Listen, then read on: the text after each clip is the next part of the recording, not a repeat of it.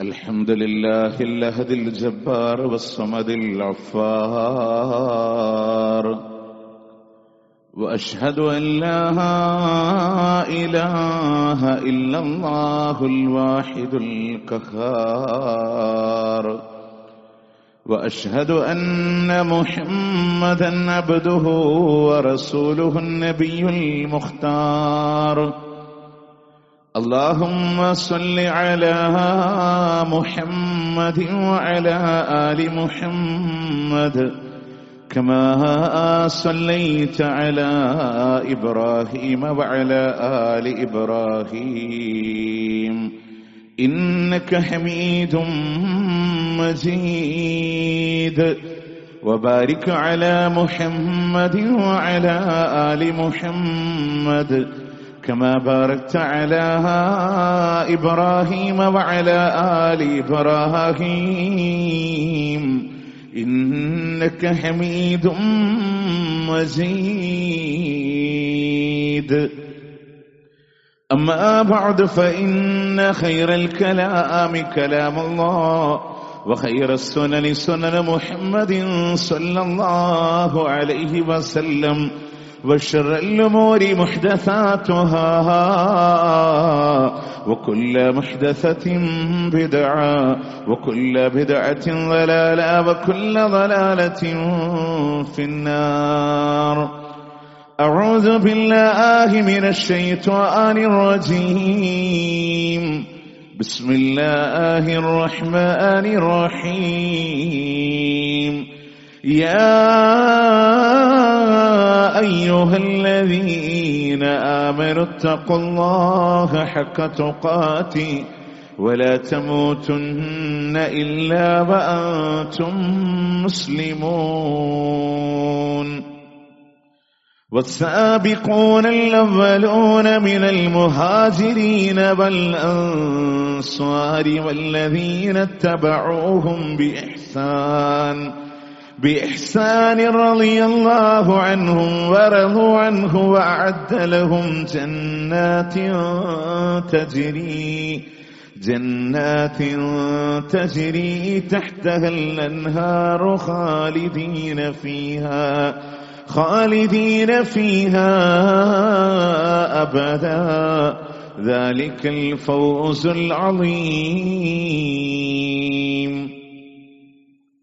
പ്രിയ സത്യവിശ്വാസികളെ, വിശ്വാസിനികളെ, അല്ലാഹു റബ്ബുൽ ഇസ്സത്തിന്റെ വിധിവിലക്കുകൾ ജീവിതത്തിന്റെ ഇതര മേഖലകളിൽ പാലിച്ചുകൊണ്ട് ജീവിതം മുന്നോട്ട് നയിക്കണമേ എന്ന് ആദ്യമായി എന്നോടെന്ന പോലെ നിങ്ങളോടും ഓർമ്മപ്പെടുത്തുകയാണ്, വസിയത്ത് ചെയ്യുകയാണ്. ചരിത്രങ്ങൾ പലപ്പോഴും മനുഷ്യന് മുന്നോട്ട് ഗമിക്കാനുള്ള ഒരു ഊർജം നൽകാറുണ്ട്. ഇസ്ലാമിനെ സംബന്ധിച്ചിടത്തോളം വിശുദ്ധ ഖുർആൻ ഒരു ചരിത്രഗ്രന്ഥമല്ല. പക്ഷേ ആ ഖുർആനിന്റെ മൂന്നിലൊരു ഭാഗം അല്ലാഹു സുബ്ഹാനഹു വ തആല ചരിത്രങ്ങളെ ജനങ്ങൾക്ക് വേണ്ടി വിശദീകരിക്കാൻ ഉപയോഗപ്പെടുത്തിയിട്ടുണ്ട് എന്നുള്ളതാണ്.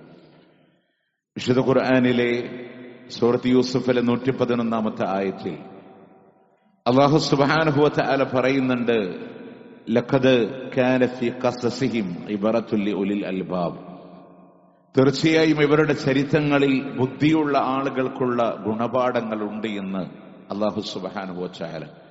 അതുകൊണ്ട് ചരിത്രങ്ങളെ വായിക്കാനും ചരിത്രങ്ങളെ പഠിക്കുവാനും അതുകൊണ്ട് ഗുണപാഠം ഉൾക്കൊള്ളാനും നമ്മൾ തയ്യാറാവേണ്ടതുണ്ട്. മഹാനായ അഹ്മദ് ഷൗക്കി അദ്ദേഹം എഴുതി വെച്ചത് കാണാം, ഇഖ്റഉ താരീഖ ഇദ് ഫീഹൽ ഇബർ.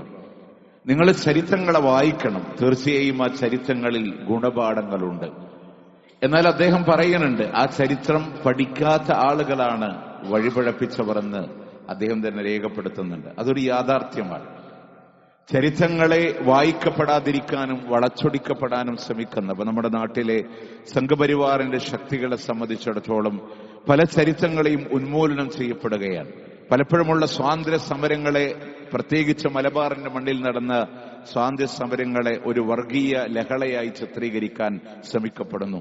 പോരാട്ട ഭൂമികയിൽ മുന്നിലുള്ള ആളുകളെ മായ്ക്കപ്പെടുന്നു. അങ്ങനെ മഹാത്മാഗാന്ധിയെ വെടിവെച്ച ആളുകൾക്കൊക്കെ നല്ല പരിവേഷങ്ങൾ നൽകപ്പെടുന്നു.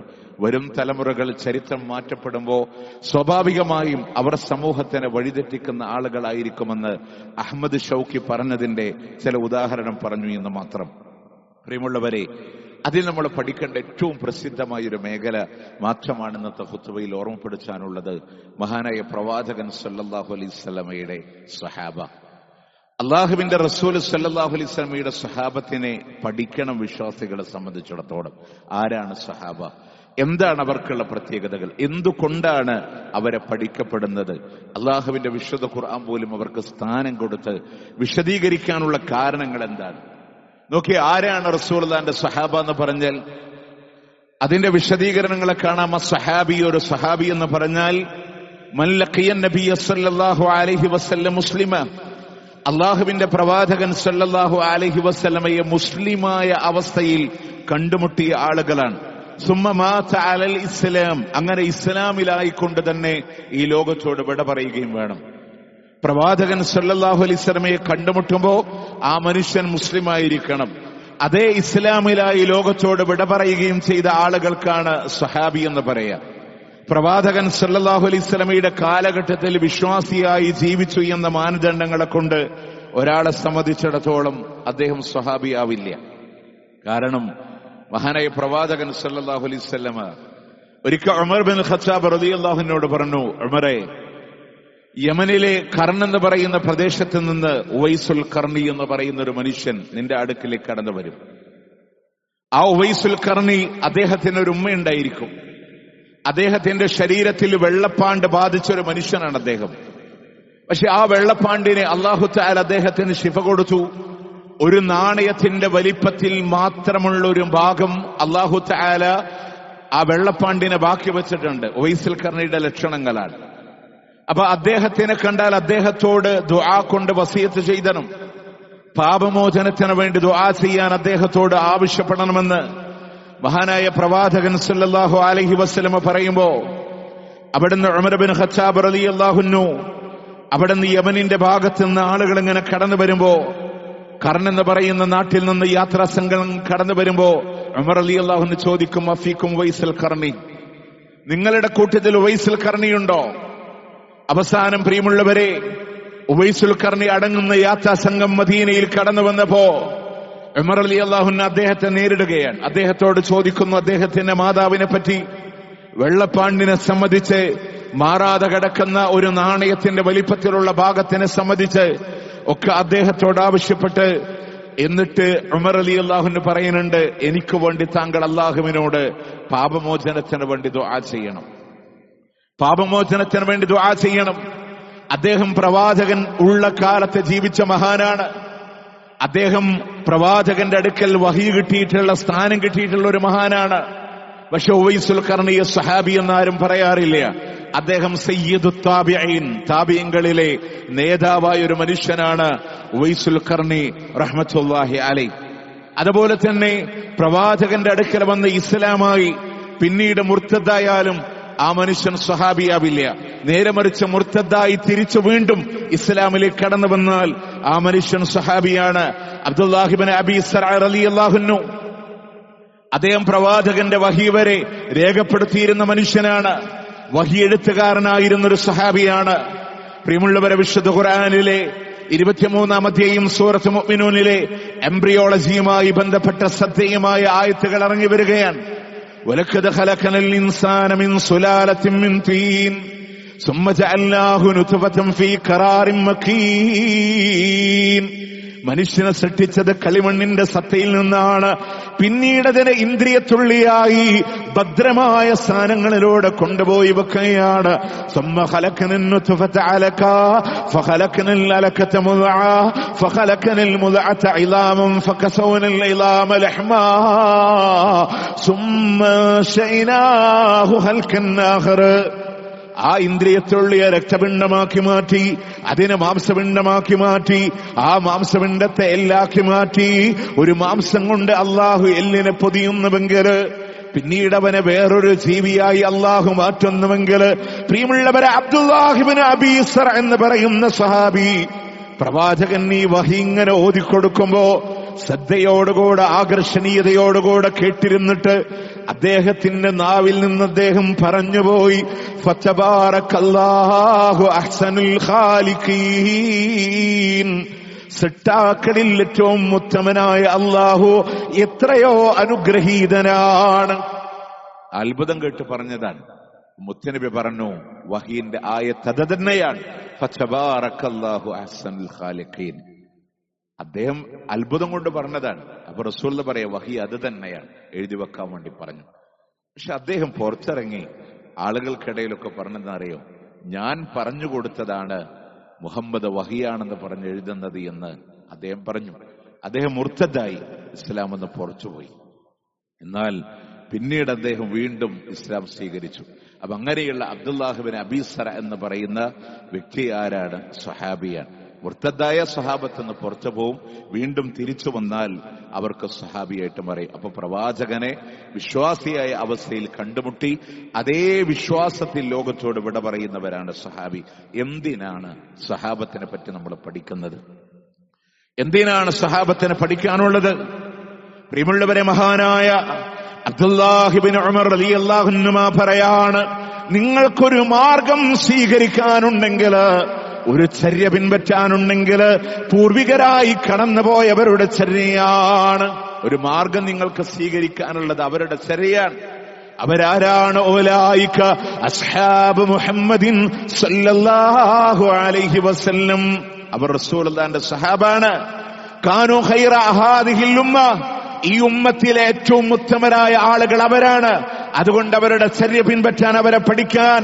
അബർറഹ ഖുലൂബ, ഏറ്റവും നല്ല ഹൃദയത്തിന്റെ വക്താക്കൾ അവരാണ്. വഅഅമഖഹ ഇൽമ, അറിവിൽ ഇൻഡെപ്ത് അറിവുള്ള അഗാധമായ അറിവുകളുള്ള ആളുകളാണ്. വഅകല്ലഹ തകല്ലുഫ, അവർ കൃത്രിമത്വങ്ങളില്ലാത്ത ആളുകളാണ്, പ്രകടന പരതകളില്ലാത്ത ആളുകളാണ്. മാത്രമല്ല ഖൗമുൻ ഇഖ്താറഹുല്ലാ, ആ ജനതയെ അല്ലാഹു തെരഞ്ഞെടുത്തതാണ് ലിസുഹബത്തി നബിയിഹി സല്ലല്ലാഹു അലൈഹി വസല്ലം. അള്ളാന്റെ പ്രവാചകനെ സുഹബത്ത് ചെയ്യാൻ അല്ലാഹു തെരഞ്ഞെടുത്ത ആളുകളാണ്. അതുകൊണ്ട് തന്നെ സഹാബ, അവരെ നിങ്ങൾ പഠിക്കണം, അവരുടെ ചര്യ പിൻപറ്റാൻ, അവരെ നിങ്ങൾക്ക് ഫോളോ ചെയ്യാൻ നോക്ക്, അവരുടെ മാർഗം നിങ്ങൾക്ക് സ്വീകരിക്കാൻ. മഹാനായ അബ്ദുല്ലാഹിബ്നു മസ്ഊദ് റളിയല്ലാഹു അൻഹു പറയാൻ, ഇന്നല്ലാഹ നദറ ഫീ ഖുലൂബിൽ ഇബാദ്, അല്ലാഹു തന്റെ അടിമകളുടെ ഹൃദയങ്ങളിലേക്ക് നോക്കുകയാണ്. എന്നിട്ട് ലോകത്തിലെ ഏറ്റവും നല്ല ഹൃദയമുള്ള ആള് അല്ലാഹു തെരഞ്ഞെടുത്തത് ഫഖ്താറ മുഹമ്മദൻ സല്ലല്ലാഹു അലൈഹി വസല്ലം. ആദ്യം മുതലേ അവസാനം വരെയുള്ള മുഴുവൻ അടിമകളുടെ ഹൃദയങ്ങൾ അല്ലാഹു നോക്കി. അതിൽ ഏറ്റവും നല്ല ഹൃദയമുള്ള ആളായി അല്ലാഹു തെരഞ്ഞെടുത്തത് മുഹമ്മദുർ റസൂലുള്ളാഹി സ്വല്ലല്ലാഹു അലൈഹി വസല്ലം. സുമ്മ നദറ ഫീ ഖുലൂബിൻ നാസ്, എന്നാൽ പ്രവാചകന്മാരല്ലാത്ത മറ്റു ജനങ്ങളുടെ ഹൃദയങ്ങൾ അല്ലാഹു തആല നോക്കുമ്പോ ആ ഏറ്റവും നല്ല ഹൃദയമുള്ളവരെയാണ് പ്രവാചകന്റെ സ്വഹാബത്തായി അല്ലാഹു സുബ്ഹാനഹു വ തആല തെരഞ്ഞെടുത്തിട്ടുള്ളത് എന്നുള്ളതാണ്. അപ്പൊ ജനങ്ങളിലെ ഏറ്റവും നല്ല ഹൃദയമുള്ള ആളുകളാണ്, നല്ല ഇൽമുള്ള ആളുകളാണ്, പ്രകടനപരതകളില്ലാത്ത ആളുകളാണ്, അതുപോലെ തന്നെ ഏറ്റവും ഉത്തമരായിട്ടുള്ള ആളുകളാണ്. അവരെ അല്ലാഹു തെരഞ്ഞെടുത്തതാണ് പ്രവാചകന്റെ സ്വഹബത്തിന് വേണ്ടി. അതുകൊണ്ട് അവരെ നമുക്ക് പഠിക്കാൻ പിൻപറ്റാം. എങ്ങനെയാണ് സഹാബത്തിന്റെ ദറജ നമുക്ക് മനസ്സിലാക്കാനുള്ളത്? 12 കാറ്റഗറിയിലായി ഉലമാക്കൾ സഹാബത്തിനെ പറഞ്ഞത് നമ്മളോട്. 12 ദറജകളുണ്ട് സഹാബത്തിന്. അതിലൊന്നാമത്തേത് ഖൗമുൻ അസ്ലമൂ ബിമക്ക, മക്കയിൽ വെച്ചുകൊണ്ട് ഇസ്ലാമിനെ സ്വീകരിച്ചതായ സഹാബത്താണ്. ആദ്യ കാലഘട്ടങ്ങളിൽ, പ്രതിസന്ധി ഘട്ടങ്ങളിൽ, പ്രയാസങ്ങൾ ഉണ്ടായിരുന്നപ്പോ, അവരുടെ ജീവനും സ്വത്തിനും പ്രയാസമുണ്ടായിരുന്ന ആ ഘട്ടങ്ങളിലൂടെ ഇസ്ലാമിനെ പുലുകിയ ഖുലഫാഇൽ അർബഅ, 4 ഖുലഫാഉർ റാഷിദുകളെ പോലെ ആദ്യ കാലഘട്ടങ്ങളിലൂടെ ഇസ്ലാമിലേക്ക് കടന്നു വന്നവരാണ് സഹാബത്തിന്റെ ദറജകളിൽ ഏറ്റവും മുന്നിലുള്ള ആളുകൾ. രണ്ടാമതായി കാണുന്നത് അസ്ഹാബു ദാറുൻ നദവ, ഖുറൈശികളുടെ പാർലമെന്റിനെ വിളിക്കുന്ന പേരാണ് ദാറുൻ നദവ. ആ ഖുറൈശികളുടെ പാർലമെന്റിൽ ഉന്നതമായ സ്ഥാനങ്ങൾ ഉണ്ടായിട്ട് പോലും ഖുറൈശി തറവാടിനെയോ അവിടുത്തെ സ്ഥാനമാനങ്ങളെയോ അംഗീകരിക്കാതെ വകവെക്കാതെ പ്രവാചകൻ സല്ലല്ലാഹു അലൈഹി വസല്ലമയുടെ കൂടെ കടന്നു വന്ന് അന്ന് ആ ത്യാഗം അനുഭവിച്ച സഹാബ, അവരാണ് സഹാബത്തിന്റെ ദർജയിൽ ഉന്നതിയിലുള്ള ആളുകൾ മക്കയിലെ, പിന്നെ ദാറുന്നതബയിലെ. കാരണം അവരുടെ ത്യാഗങ്ങളൊന്നും നിസ്സാരമായിരുന്നില്ല. നിങ്ങൾ നോക്ക്, അത്രമേൽ വലിയ പ്രയാസങ്ങളുണ്ട്. മൂന്നാമതായി കാണാം, ഹബശയിലേക്ക് ഹിജ്റ പോയ ആളുകളാണ്. 2 ഘട്ടമായിട്ടാണ്. 11 ആണുങ്ങളും 4 സ്ത്രീകളുമായി ഉസ്മാൻ ഇബ്നു മദ്ഊൻ റളിയല്ലാഹുവിന്റെ നേതൃത്വത്തിൽ ഒരു സംഘം പോയി. പിന്നീട് 83 പുരുഷന്മാരും അവരുടെ ഭാര്യമാരും മക്കളും അടങ്ങുന്ന സംഘം പോയി. മക്കയിൽ നിൽക്കാൻ കഴിയാതെ മദീന ഹിജ്റ പോകുന്നതിന് മുമ്പ് അബിശീനയിലേക്ക് പോയ ആളുകൾ, അവരാണ് പിന്നീട് മഹത്വമുള്ള ആളുകൾ. 4ാമതായി കാണാം, ആദ്യത്തെ അഖബ ഉടമ്പടിയില് മക്കയിലൂടെ പ്രയാസങ്ങൾ കടന്നു വന്നപ്പോ മദീനയിൽ നിന്ന് ഹജ്ജിന് വന്ന ആളുകളോട് അഖബയുടെ മണ്ണിൽ വെച്ച് ആദ്യമായി ഉടമ്പടി ചെയ്ത 12 ആളുകളാണ് 4ാമത്തെ ദർജയിലൂടെ കാണുന്നത്. 5ാമത് കാണാം, 2ാമത്തെ അഖബ ഉടമ്പടികളിലൂടെ പങ്കെടുത്ത 73 പേരാണ്. ആ 73 ആളുകളിൽ അൻസാരികളായ സഹാബത്തുകളുമുണ്ട്. 6ാമതായി കാണുന്നത് മക്കയിൽ നിന്ന് മദീനയിലേക്ക് ഹിജ്റ പോയ സഹാബത്താണ്. 7ാമതായി കാണാ അഹ്ലുൽ ബദറിന്റെ രണഭൂമിയിലൂടെ പങ്കെടുത്തവരാണ്. അതുപോലെ 8ാമതായി ബദറിനും ഹുദൈബിയ സന്ധിക്കുമിടയിൽ ഹിജ്റ വന്നവരാണ്. ബദർ കടന്ന് ഹുദൈബിയ സന്ധിയുടെ ഇടയിൽ ഹിജ്റ ചെയ്ത് കടന്നു വന്ന ആളുകളാണ് 8ാമത്തെ ദർജയിൽ. 9ാമതായി കാണുന്നത് ബൈഅത്തുർ റിദ്വാനിൽ പങ്കെടുത്ത ആളുകളാണ്. മഹാനായ പ്രവാചകൻ സല്ലല്ലാഹു അലൈഹി വസല്ലമയുടെ മദീന കാലഘട്ടങ്ങളിൽ അവിടെ നിന്ന് മക്കയിലേക്ക് കടക്കാനുള്ള ഒരു ശ്രമം പരാജയപ്പെടുമ്പോൾ അവിടെ പ്രവാചകന്റെ കൂടെ അടിയുറച്ചു നിന്ന സഹാബത്താണ് എന്നുള്ളതാണ്. 10ാമതായി പറയുന്നത് ഹുദൈബിയ സന്ധിക്ക് ശേഷം മക്ക പിടിച്ചടക്കപ്പെടുന്നതിന് മുമ്പ് അതിനിടയിൽ ആ കാലഘട്ടങ്ങളിൽ ഇസ്ലാമിലേക്ക് വന്ന സഹാബത്താണ്. 11ാമതായി കാണാൻ സാധിക്കുന്നത് മക്കം ഫതഹിനെ ഇസ്ലാം സ്വീകരിച്ചവരാണ്. കാരണം അന്ന് എല്ലാം ഇസ്ലാമിന്റെ കൺട്രോളിൽ വന്നു. അവർ കുറച്ചുകൂടെ സേഫായി. അതുകൊണ്ടാണ് അവരെ 10ാമത്തെ ദർജയിൽ എണ്ണിയത്. 12ാമത്തെ ദർജയിൽ മക്കം ഫതഹിനും ശേഷവും ഇസ്ലാം സ്വീകരിച്ച കുട്ടികളായ സഹാബത്താൻ. അവർ പിന്നീട് മുതിർന്ന് സമൂഹത്തിന് മാർഗദർശനം നൽകുന്ന സഹാബത്തായിട്ട് മാറിയിട്ടുണ്ട്. അപ്പൊ ഇങ്ങനെ 12 കാറ്റഗറി പറയുമെങ്കിലും മൊത്തത്തിൽ സഹാബത്തിനെ തിരിക്കുമ്പോ 1ാമത്തെ സ്ഥാനമുള്ളത് മുഹാജിറുകളാണ്, 2ാമത്തെ സ്ഥാനം അൻസാറുകളാണ്. അങ്ങനെ കോമണായി നമ്മൾ ചിരിക്കും. അൻസാറുകളെക്കാളും മഹത്വമുണ്ടാർക്ക് മുഹാജിറുകളായ സഹാബത്തിന് എന്ന് വിചാരിച്ച് വ്യക്തിപരമായിട്ടല്ലോ പറയണേ. സഹാബത്തിന്റെ ദറജ പഠിക്കുമ്പോ മുഹാജിറുകൾക്ക് 1ാമത്തെ സ്ഥാനം, അടുത്ത സ്ഥാനമാണ് അൻസാറുകൾക്ക്. പക്ഷേ ചില മുഹാജിറുകളായ സഹാബത്തിനേക്കാളും ദറജയിൽ മുന്നിൽ വന്ന് അൻസാറുകളായ സഹാബത്തുമുണ്ട് എന്നുള്ളതാണ്. പ്രിയമുള്ളവർ, അതിൽ തന്നെ 10 പേരെ പ്രത്യേകം എടുത്തു പറഞ്ഞു. അബൂ ദാവൂദ് റഹ്മത്തുള്ളാഹി അലൈഹി അദ്ദേഹത്തിന്റെ മൻദൂമത്തുൽ ഹായിലിയ എന്ന് പറയുന്ന കവിതയിൽ ആ സഹാബത്തിന്റെ ദർജകളൊക്കെ പറഞ്ഞു, അവരുടെ സ്ഥാനങ്ങളെ പറഞ്ഞു. പക്ഷേ എല്ലാ സഹാബികളെ പറ്റിയും നല്ലതല്ലാതെ പറയാൻ, ഒരു സഹാബിയെ പറ്റിയും നല്ലതല്ലാതെ പറയാൻ നമുക്കാർക്കും അവകാശമില്ല. കുന്തും ഖൈറ ഉമ്മ, നിങ്ങളാണ് ഏറ്റവും നല്ല സമുദായമെന്ന് സൂറത്ത് ആലി ഇമ്രാനിലൂടെ അള്ളാഹു പറഞ്ഞപ്പോ ഉലമാക്കള് പറയാണ്, ആ ആയത്തിൽ അള്ളാഹു സർട്ടിഫിക്കറ്റ് കൊടുത്തത് സഹാബത്തിനെ സംബന്ധിച്ചാണ്. ഉത്തമ സമുദായം എന്ന് പറഞ്ഞു. والسابقون الأولون من المهاجرين والأنصار, മുഹാജിറുകളിൽ നിന്ന് അൻസാറുകളിൽ നിന്ന് സത്യത്തിൽ ആദ്യമായി കടന്നു വന്ന ആളുകൾ അവരെ സംബന്ധിച്ച് അള്ളാഹ് തൃപ്തിപ്പെട്ടവരാണ്. അള്ളാഹു അവരെയും തൃപ്തിപ്പെട്ടു, അള്ളാഹിനെ അവരും തൃപ്തിപ്പെട്ടു. അവർക്കാണ് വലിയ മഹത്വമുള്ള സഹാബത്ത് നമ്മളോട് പറഞ്ഞു. മുഹാജിറുകളും അൻസാറുകളുമായ സഹാബ ആരെപ്പറ്റിയും മോശമായിട്ട് പറയരുത്. ഏറ്റവും താഴെ അവസാനം വന്ന സഹാബിനെ പറ്റി പോലും മോശമായി പറയാൻ നമുക്കാർക്ക് അവകാശമില്ല. പക്ഷെ അറിഞ്ഞോ അറിയാതെയോ നമ്മളുടെ നാവിൽ അവരെ പറ്റി കടന്നു വരും. ഉഹുദിന്റെ രണഭൂമിയിൽ നബി സല്ലല്ലാഹു അലൈഹി വസല്ലം 50 പേരെ ഒരു മലയുടെ മുകളിൽ കയറ്റി നിർത്തി. അവിടെ നിന്ന് യുദ്ധത്തിലെ പ്രവാചകൻ പറഞ്ഞ യുദ്ധം കഴിഞ്ഞാലല്ലാതെ താഴേക്ക് വരാൻ പാടില്ല. ആ സമയത്ത് നിങ്ങൾ നോക്കി, ഒനീമത്ത് സ്വത്ത് ശേഖരിക്കുമ്പോൾ 40ഓളം ആളുകൾ ഇറങ്ങി വന്നു. 10 ആള് മാത്രം അവിടെ തങ്ങി. അതുകൊണ്ട് ശത്രുക്കൾക്ക് 2ാമത് വന്ന് അറ്റാക്ക് ചെയ്യാൻ അതൊരു കാരണമായി. സ്വാഭാവികമായിട്ട് ഇത് പറയുമ്പോൾ നമ്മുടെ മനസ്സിൽ ആ സഹാബത്ത് ഇറങ്ങി വന്നോണ്ടല്ലേ, ആ സഹാബത്ത് സ്വത്തിനോട് ആർത്തി കണ്ടു വന്നതല്ലേ എന്ന് വിചാരിക്കും. വളരെ തെറ്റായ ഒരു ചിന്താഗതിയാണ്. അങ്ങനെ ചിന്തിക്കാൻ പാടില്ല. അവിടെ റസൂലുള്ളാന്റെ ഒരു വാക്ക് ഫഹ്മ ചെയ്യുന്നിടത്ത് വന്ന് മനസ്സിലാക്കുന്നിടത്ത് വന്ന് രണ്ട് വീക്ഷണങ്ങള്. റസൂലുള്ള എന്താ പറഞ്ഞേ? യുദ്ധം കഴിഞ്ഞാലല്ലാതെ ഇറങ്ങാൻ പാടില്ല. യുദ്ധം കഴിയുമ്പോഴാണ് ഗനീമത്ത് സ്വത്ത് ശേഖരിക്കുന്നത്. അതുകൊണ്ട് 40 ആള് മനസ്സിലാക്കിയത് യുദ്ധം കഴിഞ്ഞു എന്നാണ്. 10 ആള് മനസ്സിലാക്കിയത് ഗനീമത്ത് കൂടെ ശേഖരിച്ചു കഴിഞ്ഞാലാണ് യുദ്ധം അവസാനിക്കുന്നത് എന്നുള്ളതാണ്. ഇനി മാത്രമല്ല, നമ്മൾ വിചാരിക്കുന്ന പോലെ ഗനീമത്ത് സ്വത്ത് ശേഖരിച്ചവർക്കൊക്കെ അവരുടെ വീട്ടിൽ കൊണ്ടുപോകാൻ കഴിയില്ല. ഗനീമത്ത് ശേഖരിച്ചത് മുഴുവൻ റസൂലുള്ളാന്റെ മുമ്പിൽ കൊണ്ടുപോയി വെക്കണം. നബി സല്ലല്ലാഹു അലൈഹി വസല്ലമയാണ് ആളുകളുടെ ആവശ്യങ്ങളും ഇല്ലായ്മയും കണ്ടറിഞ്ഞ് തുല്യമായി ഓഹരി വെക്കുന്നത്. ഈ 40 ആള് മലമുകളിൽ നിന്നാലും അവർക്ക് കിട്ടേണ്ട ഓഹരി കിട്ടും. പിന്നെ ഇവരെന്താ മനസ്സിലാക്കണേ? അവര് 50 ആൾ അവിടെ വെറുതെ നിന്നാണ്. ഇവരതുവരെ പോരാടിയ ആളുകളാണ്. അതുകൊണ്ട് ഇനിയും ഈ ജോലി ഇവർ ചെയ്യുമ്പോൾ അവരെ ഹെൽപ്പ് ചെയ്യണമെന്ന സതുദ്ദേശത്തോടെ ഇറങ്ങിയവരാ സഹാബ. പക്ഷെ നമ്മുടെ മനസ്സിൽ ഒരിക്കലും ഒരു കളങ്കം അവരെ പറ്റി ഉണ്ടാവാൻ പാടില്ല. അല്ലാഹു വരെ പുറത്തു കൊടുത്തതാണ് അവരുടെ ആ വിഷയത്തിന് എന്ന് ഖുർആനിന്റെ നസ്സുള്ള വിഷയമാണ്. അതുപോലെ പലപ്പോഴും കർബല, ഷിയാക്കളിറക്കിയ കർബല ഒരിക്കൽ നമ്മുടെ ഖുത്ബയിൽ പറഞ്ഞതാണ്. ഇൻഷാ അല്ലാഹ് ഇനിയും അതിന്റെ സന്ദർഭം വരുമ്പോൾ നമുക്ക് വിശദീകരിക്കാം. ആ കർബലയുമായി ബന്ധപ്പെട്ട് മുആവിയ റളിയല്ലാഹു അൻഹുവിനെ നിഷ്ഠൂരമായി ചിത്രീകരിക്കുന്ന ആളുകളുണ്ട്. സ്ഥാനം നബി സല്ലല്ലാഹു അലൈഹി വസല്ലം സ്ഥാനം പറഞ്ഞ സ്വഹാബിയ മുആവിയ റളിയല്ലാഹു അൻഹു ആരെയും. അതുപോലെ തന്നെ സ്ഥാനമായി പ്രവാചകൻ എണ്ണി ബദരീങ്ങളാണ്.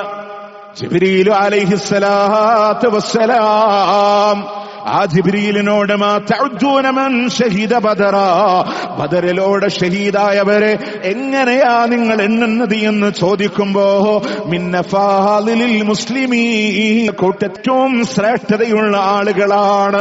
ജിബ്രീൽ പറയാണ് വകദാലിക മൻ ഷഹീദ ബദറൻ മിനൽ മലായികതി ഫീനാ, ബദറിൽ ഞങ്ങളുടെ കൂട്ടത്തിൽ പങ്കെടുത്ത മലായികത്തുകൾ മലക്കുകളുടെ കൂട്ടത്തിലോട് സ്ഥാനമുണ്ട് എന്നാണ്. ബദരീങ്ങൾക്ക് മഹത്വമുണ്ട്, ബദരീങ്ങൾക്ക് സ്ഥാനമുണ്ട്. അതുപോലെ തന്നെ 2 ഹിജ്റ ചെയ്ത സഹാബ, അബിശീനയിലേക്ക് ഹിജ്റ പോയവർ, മദീനയിലേക്ക് ഹിജ്റ പോയവർ, അതുപോലെ തന്നെ അവരുടെ സ്ഥാനം നിസ്സാരല്ല.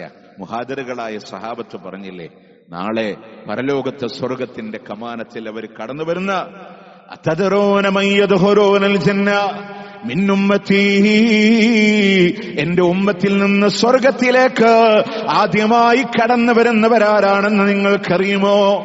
മുത്തുനബിയുടെ സഹാബയാണ് മുഹാജിറുകളായ സഹാബ.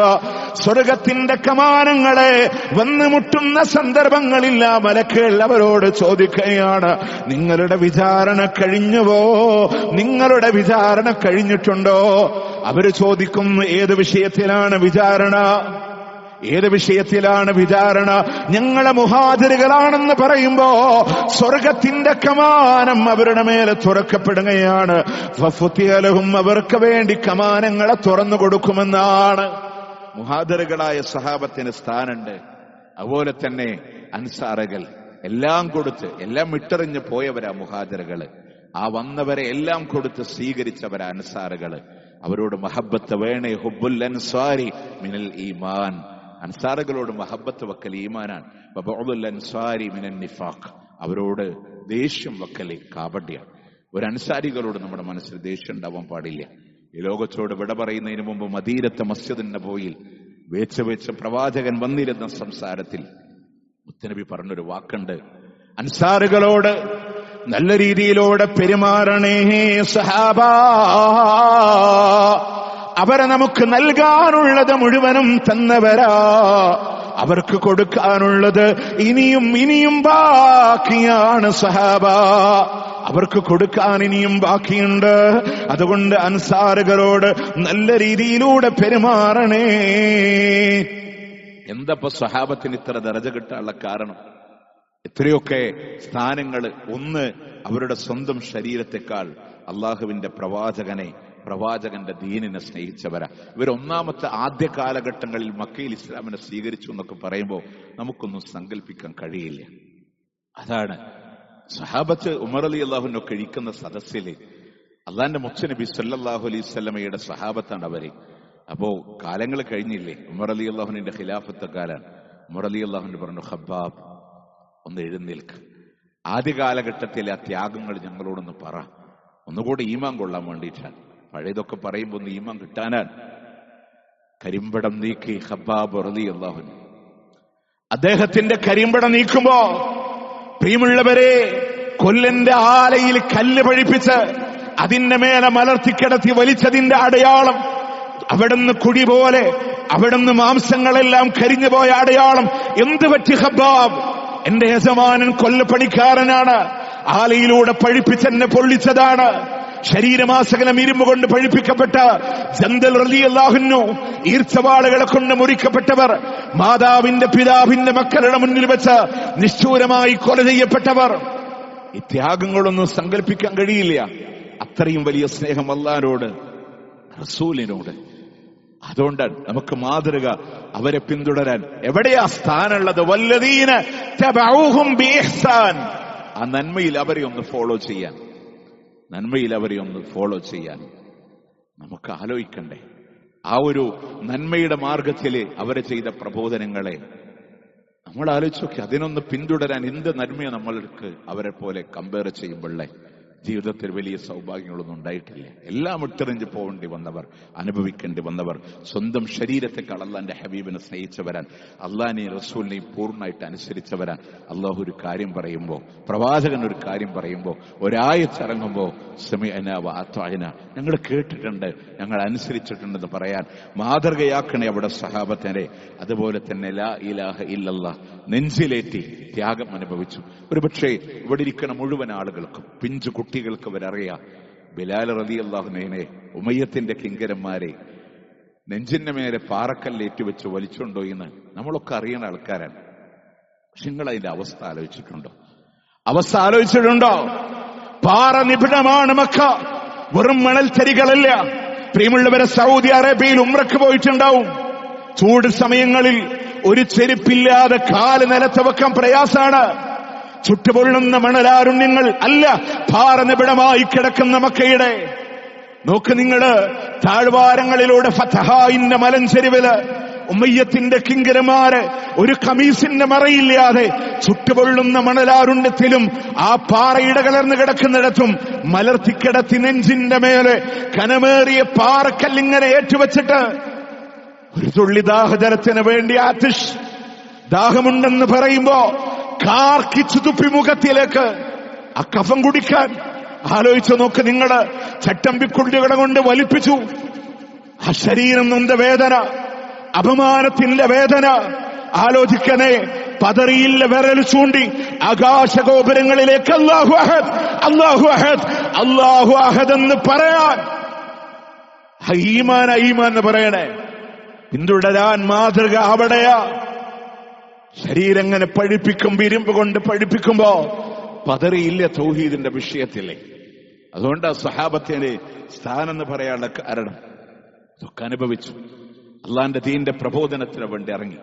ഖുർആൻ പഠിപ്പിക്കാനാന്ന് പറഞ്ഞ് സഹാബത്തിനെ ചതിച്ചു കൊണ്ടുപോയപ്പോഴും അതിലൊരാള് രക്ഷപ്പെടാനുള്ള ജീവന് ബാക്കി വന്നപ്പോ അല്ലാഹും അഖ്ബിർ അൻനാലി നബിയിക്ക്, ഞങ്ങളെ കുറിച്ച് നിന്റെ പ്രവാചകൻ അറിയിക്കണമെന്ന് ചോദിച്ചു എന്നല്ലാതെ എന്തിനാ നബിയെ നോക്കാൻ ഞങ്ങളെ പറഞ്ഞയച്ചെന്ന് നബിയോട് ഒരു നന്ദി കേടിന്റെ വാക്കുപോലും പറഞ്ഞിട്ടില്ല, ചിന്തിച്ചിട്ടില്ല. അവർ അങ്ങനെ ഒരു ചിന്ത അവർക്കില്ല. ഞങ്ങളെ കൊന്നോ, പക്ഷെ റസൂലുള്ളാന്റെ കാലിൽ ഒരു മുള്ളു തറക്കുന്നത് ഞങ്ങൾക്ക് ഇഷ്ടമല്ല എന്ന് പറഞ്ഞവരാണ്. അങ്ങനെ നമ്മളൊന്ന് ആലോചിച്ച് നോക്കി. ആ തൗഹീദ് ഇന്നും നിലനിൽക്കണ്ടേ? ആ ശത്രുക്കൾ ഇന്നും വരൂല്ലേ പല രൂപത്തിലെ? അവിടെ ഈമാൻ ഉറപ്പിച്ചു നിർത്താൻ മുത്തുനബീനെ പ്രൊട്ടക്ട് ചെയ്ത തൊൽഹത്തുണ്ട്. ആ തൊൽഹത്ത് പ്രൊട്ടക്ട് ചെയ്യുമ്പോൾ നമ്മൾ ആലോചിക്കേണ്ടത്, റസൂലുള്ളാന്റെ ഇടത് കൈ കൊണ്ട് ഇങ്ങനെ പിടിച്ചിക്ക, വലത് കൈ കൊണ്ട് പോരാടി വിരലിന് വെട്ടുകൊണ്ട് വാള് ഇടത് കൈയിലേക്ക് മാറ്റിപ്പിടിച്ച് പ്രവാചകനെ വലത് കൈ കൊണ്ട് ചേർത്ത് പിടിച്ചു. ദൂരെ നിന്ന് ശത്രുക്കൾ അമ്പെയ്യാനൊരുങ്ങി. 70ഓളം വെട്ടും കുത്തും ശരീരത്തിലൂടെ വന്നു. അമ്പെയ്യാനൊരുങ്ങുന്ന സന്ദർഭങ്ങളില് ആ പ്രവാചകനെ അണച്ചുപിടിച്ച് പറഞ്ഞു, റസൂലേ, അവരെയും ഏതമ്പാകട്ടെ റസൂലേ, എന്റെ റസൂലിന്റെ ശരീരത്തിൽ തറക്കൂല. അങ്ങയുടെ നെഞ്ചിന്റെ താഴെ തൊൽഹത്തിന്റെ നെഞ്ചുണ്ട് നബിയെ, അങ്ങയുടെ ശരീരത്തിൽ തറക്കൂല എന്ന് പറഞ്ഞ തൊൽഹ റളിയല്ലാഹു അൻഹു പ്രിയമുള്ളവരെ മാതൃകയാണ്. അള്ളാന്റെ മാർഗത്തിലേക്കൊന്ന് വിളിക്കുമ്പോ ഇറങ്ങാൻ അവർക്ക് മടിയുണ്ടായിട്ടില്ല എന്നുള്ളതാണ്. അബൂ ഖൈൽ റളിയല്ലാഹു അൻഹു അൽ ഉവൈസി എന്ന് പറയുന്ന അബൂ ഖൈൽ റളിയല്ലാഹു അൻഹു അൻസാരിയായ സഹാബയ. പ്രവാചകന്റെ കാലം കഴിഞ്ഞ് മുസൈലിമത്തുൽ കദ്ദാബുമായുള്ള യമാമ യുദ്ധത്തിൽ പോരാടി അവിടുന്ന് കൈയിന്റെ ഷോൾഡറും അവിടുന്ന് ഷോൾഡറിന്റെ എല്ലും കൂട്ടി ഒരുമിച്ച് വരുമാർ അമ്പതറച്ച് മഹാനായ അബൂ ഖൈൽ റളിയല്ലാഹു അൻഹുവിനെ ഒരു ഭാഗത്ത് വിശ്രമിക്കാനായി കൊണ്ടുപോയിരുത്തി. യുദ്ധം ഇങ്ങനെ കൊടുമ്പിരി കൊള്ളുമ്പോ അവിടുന്ന് വിളിക്കപ്പെടുന്നുണ്ട്, യാലൽ അൻസാർ, അല്ലയോ അൻസാറുകളെ പടപൊരുതാൻ ഇറങ്ങൂ എന്ന് വിളിക്കുമ്പോ ഈ ശരീരത്തിന് പരുക്കു പറ്റിയ അബൂ ഖൈൽ റളിയല്ലാഹു അൻഹു പടവെട്ടാൻ ഇറങ്ങുമ്പോ മഹാനായ അബ്ദുല്ലാഹി ഇബ്നു ഉമർ റളിയല്ലാഹു അൻഹു പറയുന്നുണ്ട്, താങ്കൾ എന്തിനിറങ്ങണം? ഇത്ര വലിയ പരുക്കുമായി താങ്കൾ പ്രയാസത്തിലല്ലേ? അദ്ദേഹം പറയുന്നത്, വിളിച്ചത് കേട്ടില്ലേ? അൻസാറുകളെ എന്ന് വിളിച്ചത് കേട്ടില്ലേ? അന റജുലുൻ മിനൽ അൻസാർ, ഞാൻ അൻസാരിയായ മനുഷ്യനാണ്. ഒരു കയറിൽ തൂങ്ങി പോരാടേണ്ടി വന്നാലും പോരാടുക തന്നെ ചെയ്യുമെന്ന് പറഞ്ഞ ഇത്തരം സഹാബത്താണ് പ്രിയമുള്ളവരെ അള്ളാന്റെ വിളിക്കുത്തരം നൽകാൻ. അവരുടെ ജീവിതങ്ങൾ അങ്ങനെയാണ്. അതുകൊണ്ട് മാതൃക പിന്തുടർന്ന് സ്വീകരിക്കാൻ, മക്കളെ പരിപാലിക്കുന്നിടത്ത്, തർബിയത്ത് കൊടുക്കുന്നിടത്ത്, അള്ളാന്റെ മാർഗത്തെ മക്കൾ ഉപയോഗപ്പെടുത്തുന്നിടത്ത് അല്ലേ. അസ്മാ റളിയല്ലാഹു അൻഹ പെട്ടെന്നൊന്ന് പറയാ, ഒരു മോനെ, തന്റെ മകനെ യുദ്ധത്തിന്റെ രണഭൂമിയിലേക്ക് പറഞ്ഞേക്കുന്ന സന്ദർഭങ്ങളിൽ നിങ്ങൾ നോക്കേ, ആ മകനോട് ഉമ്മങ്ങനെ കെട്ടിപ്പിടിക്കുന്നുണ്ട് യാത്രയേക്കാൻ വേണ്ടിയിട്ട്. ചോദിച്ചു, കൈ ഇങ്ങനെ പുറകോട്ട് വലിച്ചിട്ട്, നീ പടച്ചട്ട ധരിച്ചിട്ടുണ്ടല്ലേ, മരിക്കാൻ നിനക്ക് പേടിയുണ്ടോ? മോൻ പറഞ്ഞു, ഇല്ലുമ്മ, ശത്രുക്കളുടെ കയ്യിൽ എന്നെ കിട്ടിയാൽ അവരെന്നെ തുണ്ടെന്നുണ്ടാക്കി കളയും, അവർക്ക് അത്ര ദേഷ്യമുണ്ട് എന്നോട്. സുബൈർ ബിൻ അവ്വാം റളിയല്ലാഹു അൻഹുവിനോട് ഉമ്മ പറഞ്ഞു കൊടുക്ക, മോനെ, ആടിനെ അറുക്കുന്നത് നീ കണ്ടിട്ടില്ലടാ. ആടിനെ അറുത്തു കഴിഞ്ഞാലേ പിന്നെ ആടിന്റെ കയ്യും കാലും വെട്ടിമാറ്റി ആടിനെന്താ പ്രശ്നമുള്ളേ? എന്റെ മോൻ ഇറങ്ങ്, അള്ളാന്റെ മാർഗത്തിലേക്ക് ഇറങ്ങെന്ന് പറഞ്ഞ് അങ്ങനെ സഹാബ വനിതകൾ അവരുടെ മക്കളെ ദീനിന്റെ പഠനത്തിലും ഖുർആന്റെ പഠനത്തിലും ഒരു വിട്ടുവീഴ്ച ഉണ്ടാവരുത്. അള്ളാന്റെ പരലോകത്തിനെ പേടിച്ച് സഹാബത്ത് ജീവിച്ചവരാ. അവരൊക്കെ പഠനത്തിന് പ്രചോദനം കൊടുക്കുന്ന അവസ്ഥകളെ കാണാൻ സാധിക്കും. നിങ്ങൾ ഉഖബത്ത് ബിൻ അബി റബീഅ റളിയല്ലാഹു അൻഹു നിങ്ങൾ ആലോചിച്ചൊക്കെ, വളരെ ചെറിയ പ്രായമുള്ള ഉയരം കുറഞ്ഞ അദ്ദേഹത്തിനെ കാണാനും ഒരു ഭംഗിയില്ല എന്ന് നമ്മൾ പറയുന്ന രൂപമുള്ള അല്ലാഹുമ്മ അഅ്തിഖ് റിഖാബനി മിനന്നാർ എന്ന് കുട്ടിക്കാലത്ത് കളിക്കുമ്പോ അദ്ദേഹം എന്റെ പെരടിയ നരകത്തിന്റെ തീന്ന് രക്ഷിക്കണേ എന്ന് പറഞ്ഞപ്പോ കൂടുള്ള കളിക്കുന്ന കുട്ടികളൊക്കെ കളിയാക്കി, നിനക്കതിന് പെരടിയുണ്ടോ? കഴുത്തുനിന്ന് നിന്റെ തലയും പിന്നെ ഷോൾഡറും തമ്മിൽ ഇടയിൽ നിനക്ക് പെരടിയില്ലല്ലോ, കാരണം അത്ര ഉയരം കുറഞ്ഞ ആളാൻ. മറ്റുള്ളവർ ഇരിക്കുന്ന അത്രയേ ഉള്ളൂ അദ്ദേഹം നന്നാല്. നിനക്കറിയോ, അദ്ദേഹം സങ്കടപ്പെട്ടു. ഉമ്മാന്റെ അടുത്ത് വന്ന് പറഞ്ഞു. ഉമ്മ മോനെ ചുംബിച്ചിട്ട് പറഞ്ഞതെന്നറിയോ, എന്റെ മോന് ഖുർആൻ പഠിക്കണം, ഖുർആൻ കൊണ്ടാണ് അള്ളാഹു ഉയർത്തുന്നത് എന്നുള്ളതാണ്. പിന്നീട് നിങ്ങൾ ആലോചിച്ചൊക്കെ, ആ ചെറിയ കുട്ടിയായിരുന്ന വ്യക്തിത്വം മാറി. ഉമവിയ്യ ഭരണകാലഘട്ടങ്ങളിൽ ഇബ്നു അബ്ബാസ് റളിയല്ലാഹുവിന്റെ കൂടെ 20 വർഷങ്ങളെ പഠനം നടത്തി. ഉമവിയ്യ ഭരണകാലഘട്ടങ്ങളിൽ തവാഫുമായി ബന്ധപ്പെട്ടൊരു വിധി പറയാൻ ഭരണാധികാരികൾ ആരുണ്ടെന്ന് ചോദിച്ചപ്പോ അവിടെ ഒരു ഓരത്തെ കെട്ടി ടെന്റ് കെട്ടി താമസിക്കുന്ന അദ്ദേഹത്തെ പറ്റി ഉഖബത്ത് ബിൻ അബി റബീഅയെ സംബന്ധിച്ച് പറയുമ്പോൾ നമ്മൾ മനസ്സിലാക്കേണ്ടത്, അദ്ദേഹം അറിയാണ് ഭരണാധികാരി അദ്ദേഹത്തെ കൊട്ടാരത്തിൽ വരാൻ പറഞ്ഞപ്പോൾ ഇൽമ് കൊട്ടാരത്തിലേക്ക് വരില്ല, ഇൽമ് തേടിപ്പോകണമെന്ന് ധൈര്യമായി ആ മനുഷ്യൻ മറുപടി കൊടുക്കുമ്പോ അദ്ദേഹത്തിന്റെ അടുക്കൽ വന്ന് ചമ്രം പടിഞ്ഞിരുന്ന രാജാവ് ദീനിന്റെ വിധി മനസ്സിലാക്കി ഉമവിയ്യ ഭരണാധികാരി തന്റെ മക്കളോട് പറഞ്ഞതെന്നറിയോ, ആവുന്നെങ്കിൽ അതുപോലൊരു പണ്ഡിതനാവണം. ഒരു ഭരണമല്ല, ദുനിയാവിലെ സൗഭാഗ്യങ്ങളില്ല, നിങ്ങൾ ഖുർആൻ പഠിച്ച് അതുപോലൊരു പണ്ഡിതനാവലാണ് ദുനിയാവിലെ ഏറ്റവും വലിയ സൗഭാഗ്യമെന്ന് ഉമവിയ്യ ഭരണാധികാരിക്ക് പറയേണ്ടി വന്നിട്ടുണ്ടെങ്കിൽ നമ്മൾ ആലോചിക്കേണ്ട, ആ രീതിയിൽ എന്റെ മക്കളെ ദുനിയാവിൽ ഏറ്റവും വലിയ സമ്പന്നരാക്കി മാറ്റാൻ, ആ രീതിയിൽ അങ്ങനെ സഹാബത്തിന്റെ മാതൃക ജീവിതത്തിൽ കൊണ്ടുവരാൻ ഇൻഷാ അല്ലാഹ് വരുന്ന ഖുത്ബകളിൽ സന്ദർഭത്തിനനുസരിച്ചും നമുക്ക് പലപ്പോഴും വലിയ പ്രചോദനം കിട്ടുന്നതാണ് സഹാബത്തിന്റെ ചരിതങ്ങളും അവരുടെ ആത്മവീര്യങ്ങളും അവരുടെ ത്യാഗങ്ങളുമെല്ലാം പഠിക്കാനും മനസ്സിലാക്കാനും ജീവിതത്തിൽ ഉൾക്കൊള്ളാനും നമ്മൾ ശ്രദ്ധിക്കുക. അല്ലാഹു സുബ്ഹാനഹു വ തആല അനുഗ്രഹിക്കുമാറാവട്ടെ.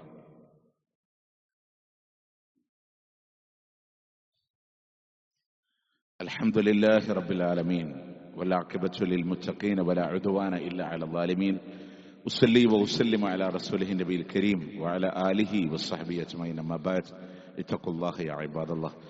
ഈ രണ്ടാമത്തെ ഖുത്ബയിൽ നിങ്ങളുടെ ശ്രദ്ധയിൽപ്പെടുത്താനുള്ളത്, നമ്മുടെ നാട്ടിലൊക്കെ സാധാരണ കുറികളെ ചേരുന്നൊരു സമ്പ്രദായമുണ്ട്.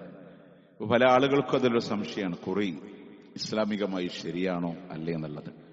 ഒന്നാമതായി നമ്മൾ മനസ്സിലാക്കേണ്ടത്, നമ്മൾ അടക്കുന്ന പണത്തിൽ കൂടുകയോ കുറയുകയോ ഇല്ല എന്ന വ്യവസ്ഥയുണ്ടെങ്കിൽ ആ കുറി അനുവദനീയമായ, ഇസ്ലാമിൽ അനുവദനീയമായ കുറിയാണ്.